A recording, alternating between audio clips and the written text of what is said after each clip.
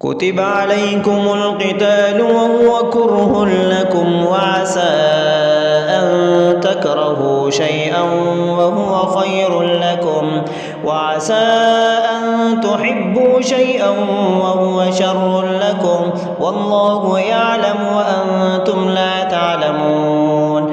يسألونك عن الشهر الحرام قتال فيه قل قتال فيه كبير وصد عن سبيل الله وكفر به والمسجد الحرام وإخراج أهله منه أكبر عند الله والفتنة أكبر من القتل ولا يزالون يقاتلونكم حتى يردوكم عن دينكم إن استطاعوا ومن يرتد منكم عن دينه فيمت وهو كافر فأولئك حبطت أعمالهم في الدنيا والآخرة وأولئك أصحاب النار هم فيها خالدون.